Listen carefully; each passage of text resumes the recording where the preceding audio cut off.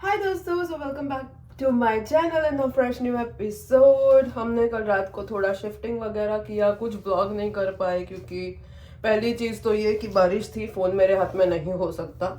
दूसरी चीज़ ये कि आप दो हाथ से अगर सामान पकड़ रहे हो तो तीसरा हाथ कहाँ से प्रकट करोगे। जैसे सामान सारी शिफ्टिंग हो जाएगी, आज चिराग घर पे है तो वो बहुत करने वाला है। मैं तो ऑफिस जा रही हूँ, मेरे कपड़ों से आपको पता चल रहा होगा। जब भी पूरा घर सेटअप हो जाएगा, I am 100% telling you all, मैं आप लोगों को घर ज़रूर दिखाऊंगी, ज़रूर ज़रूर दिखाऊंगी। आप लोग घर देखते रहना, हमारी जर्नी देखते रहना और ऐसे ही हमको प्यार करते रहना। जो लोग नहीं करते वो लोग भी कर लो।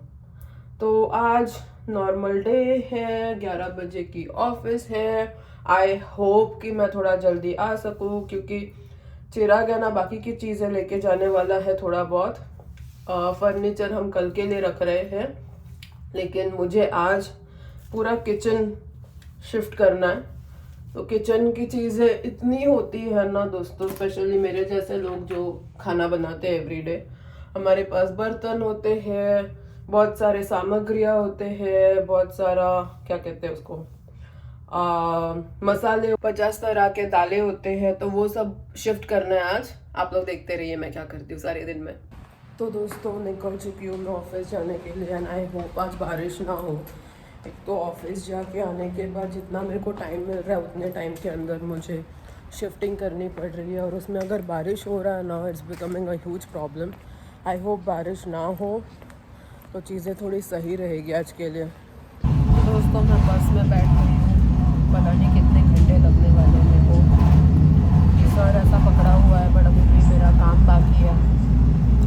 मुझे मूव होना है, 50 चीज़ें यहाँ से वहाँ करना है, लेट्स सी। तो दोस्तों हमारी मूविंग चल रही है और हम बहुत बिजी हो गए हैं, लेकिन मैंने सोचा मैं कुछ तो आप लोगों को दिखाऊँ हम लोग क्या कर रहे, खा रहे पी रहे कि नहीं।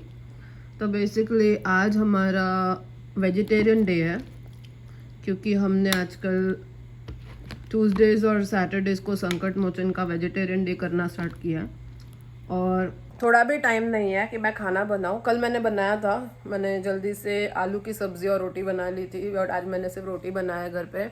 अभी मैं खाने मतलब बनाने जाऊंगी ना खाना, तो और मेरी एनर्जी हो वेस्ट होगी और ज़्यादा टाइम जाएगा। पूरा दिन काम करके 3 घंटा ट्रैवलिंग में बिता के वैसे ही मेरी एनर्जी ख़त्म हो जाती है। तो मैंने चिराग को बोला कि तू सब्ज़ी, उसने ही एक्चुअली बोला कि मैं सब्ज़ी बाहर से लेके आता हूँ। तो उसने लाया है मलाई कोफ्ता, और ये मैं खा रही हूँ malai kofta. Oh my god, बहुत यमी है,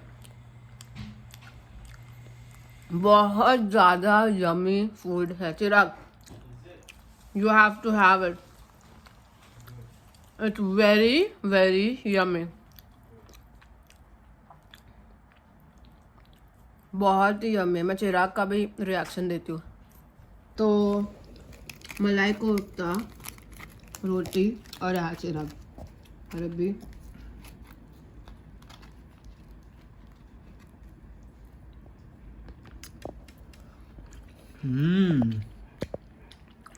isn't it very yum? Definitely one of the top sabzis from the. I think out of all the sabzis we have ate so far, the best one is malai, the kofta, and soya chop. Yeah, definitely.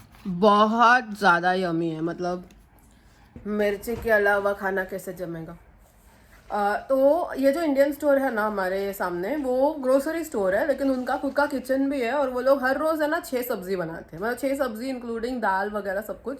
Sambar भी होता है, दाल मखनी होता है, एक कोई तो भी दाल होता है, और 5 सब्जी होती है, तो टोटल 6 चीज़ें होती है। तो और वो लोग उनके पास ऐसा 3 कंटेनर का साइज़ होता है, $4 $6 एंड मतलब $4 चिंटू, $6 एंड $8। हम लोग $6 वाला लाते हैं, जो इतना होता है, 2 जन का खाना हो जाता है, तो इट्स गुड। अगर आप घर में राइस और रोटी बना लो ना, और ये सब्जी मतलब बहुत टाइम बचता है बेसिकली। अगर मैं सामान बाहर से लेके आओ, बनाओ, टाइम निकालो, पूरा एनर्जी वेस्ट करो, काफ़ी टाइम जाएगा ना। This is a good thing, and taste भी बहुत अच्छा होता है, मतलब कॉस्ट इफेक्टिव भी है और टेस्ट भी अच्छा है। चलो अभी हम लोग खाते हैं।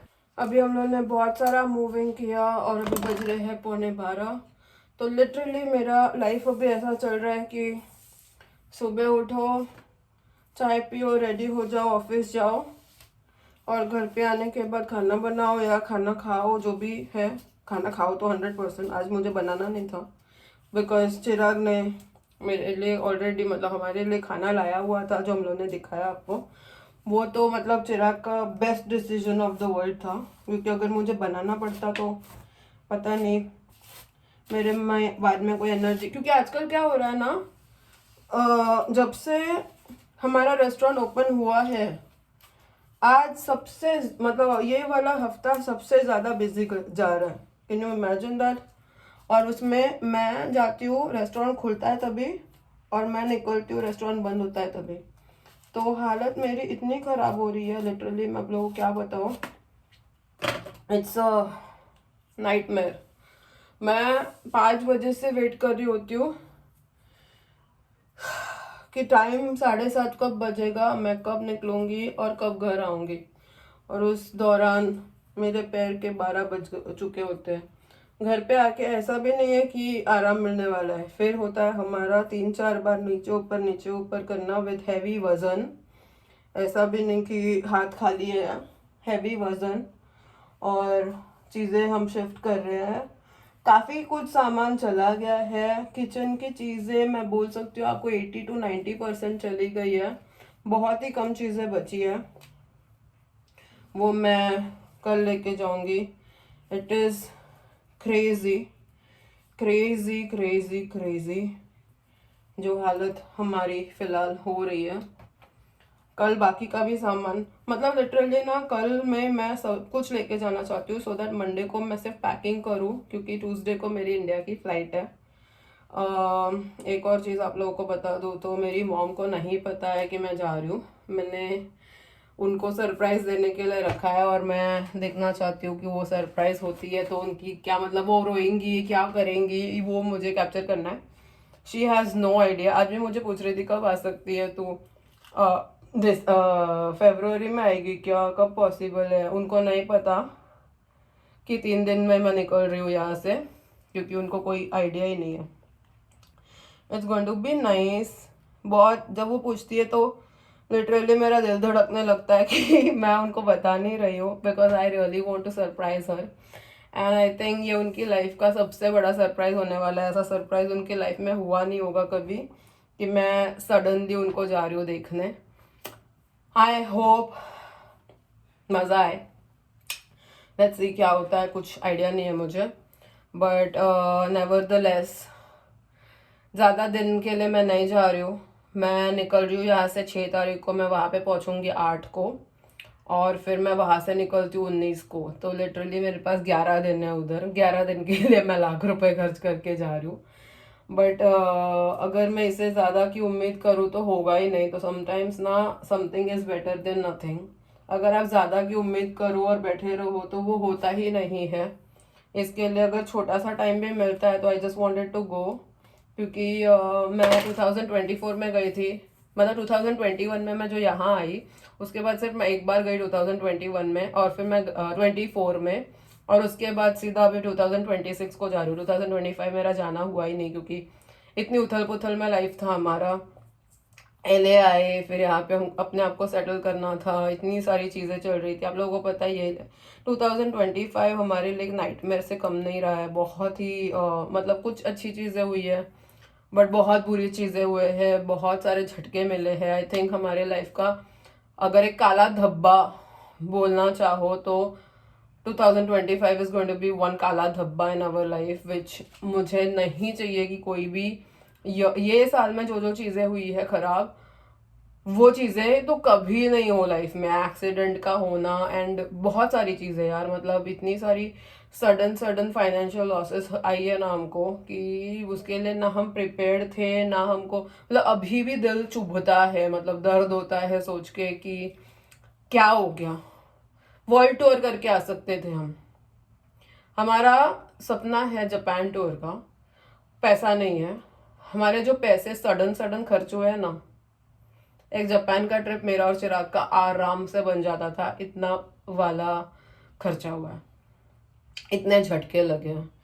और वो सिर्फ ना मनी वाला झटका नहीं होता है, वो मेंटल वाला झटका होता है, वो एक इमोशनल वाला झटका होता है। जब सडनली ऐसे आता है ना, तो ऐसे लगता है किसी ने आपका सर काट दिया और पैसे लेके चले गए, आपके पास ऑप्शन ही नहीं है बट पैसे देना है। इट्स लाइक बच्चा किडनैप हो गया है और कोई आपको फिरौती मांग रहा है कि पैसे दो, नहीं तो हम आपके बच्चे को नहीं छोड़ेंगे। आपके पास ऑप्शन नहीं है, कोई देना ही पड़ेगा, कैसे भी करके अरेंज करके देना पड़ेगा। ऐसी ऐसी चीज़ें हुई है हमारे साथ। It has been crazy. मैं चाहती नहीं हूँ कि ये हिस्ट्री वापस कभी रिपीट हो। मरते दम तक है ना, ऐसे हम लोग को याद होना चाहिए कि अरे 2025 में इतने ऐसे ऐसे चीज़ें हुए थे, वापस तो कभी नहीं हुआ, तो चलो अच्छी बात है। बट हर साल बुरे चीज़ें होते हैं, अच्छे चीज़ें होते हैं, उसके साथ ही अपने को आगे बढ़ना है, इसी को लाइफ कहते हैं। तो नेवर लूज होप।